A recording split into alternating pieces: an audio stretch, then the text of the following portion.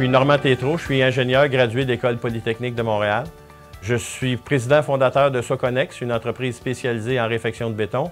Et j'agis également comme consultant au sein de GESCO Norex sur l'identification et le traitement des pathologies.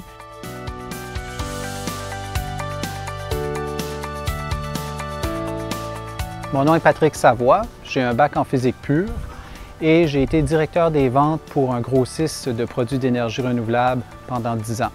Je donne présentement 2 formations avec le Réseau des ingénieurs du Québec qui portent sur le sujet du solaire photovoltaïque. Je m'appelle Mathieu Sénécal, j'ai un bac en comptabilité et une maîtrise en administration des affaires avec une concentration en développement organisationnel. Je travaille pour la firme Alia Conseil et les formations que j'offre au Réseau des ingénieurs sont de passer d'ingénieur à chef d'équipe et d'ingénieur à gestionnaire. Par défaut, l'ingénieur doit se poser des questions et questionner évidemment les solutions d'ingénierie et les systèmes et processus auxquels ils sont confrontés à tous les jours. Donc, le monde évolue, les technologies évoluent, les techniques d'ingénierie aussi évoluent.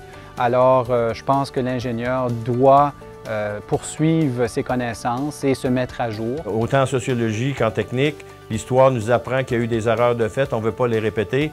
Et donc, ça nous permet aussi de partager nos connaissances. Lorsqu'on fait des formations, on partage des connaissances autant entre les formateurs que les gens qui sont formés.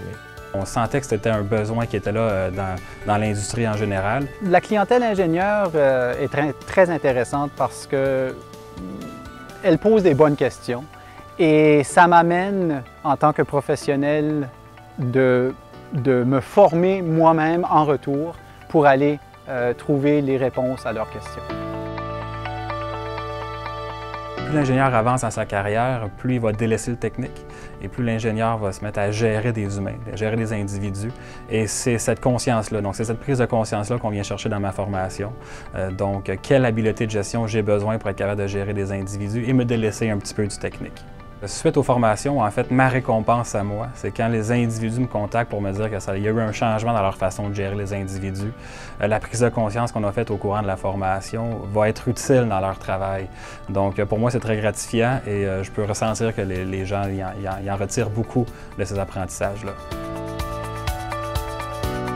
C'est un regard sur l'avenir et le développement des énergies vertes. J'ose souhaiter que j'ai aidé à former la nouvelle génération d'ingénieurs et possiblement changer la mentalité de l'ancienne génération d'ingénieurs. On voit qu'il y a beaucoup de problématiques, que toutes les structures ici ont été construites à peu près à la même période, à l'après-guerre. C'est comme ça dans tout l'Occident.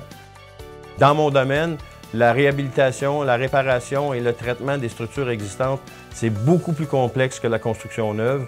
Le but principal, c'est lorsqu'on regarde une structure de béton, faire le bon diagnostic pour ensuite de ça mettre les bonnes solutions en place. Pourquoi des formations en gestion? Pourquoi des formations en développement du leadership? Bien, c'est assez simple. Habituellement, on apprend par essai-erreur la gestion. Donc, mon exemple personnel, c'est que moi aussi, j'ai appris par essai-erreur.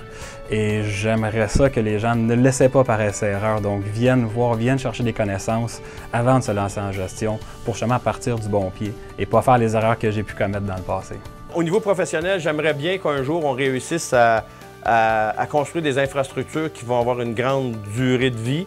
Parce que ça a un impact pas juste sur ma vie professionnelle, parce que lorsqu'on a des travaux en réparation, par-dessus réparation, ça influence notre caractère, ça influence tout. Mon rêve, dans le fond, c'est de voir des systèmes solaires photovoltaïques sur tous les plans sud de maisons et d'édifices et que toutes les nouvelles constructions adoptent une certaine technologie solaire dans leurs bâtiments.